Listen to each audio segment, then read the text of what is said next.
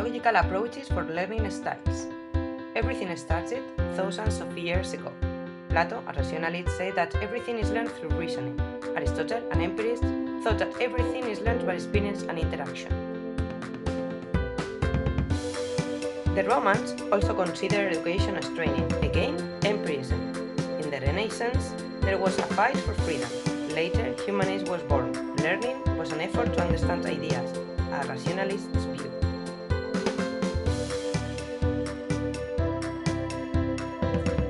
In the 17th century, Descartes stated that ideas existed within human beings and that the body could produce unintended behaviors. Behaviorism and cognitivism were born, whereas Locke supported that the child's mind was a tabula rasa, the mind takes the shape of experience. In the 18th century, Rousseau considered that education must be developed naturally.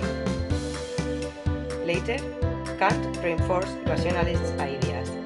Thought exists and it is developed by experience but not created by it. Thorndike believed that learning was incremental and the result of a trial error. He was behaviorist.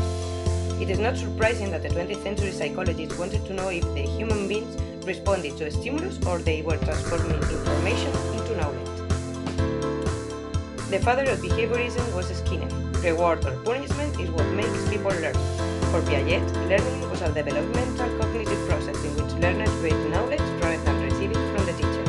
Vygotsky, according to this, included the notion of sociocultural cognition. According to him, culture and language have an important role in developing student thinking. Today we have first, behaviorism, the relationship between the stimulus and response, which is then generalized, useful for learning, discriminations and generalizations. The problem is that it is not useful for higher levels of processing.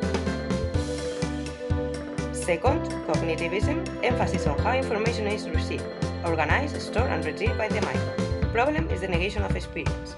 It is appropriate to develop complex forms of learning such as reasoning and problem solving.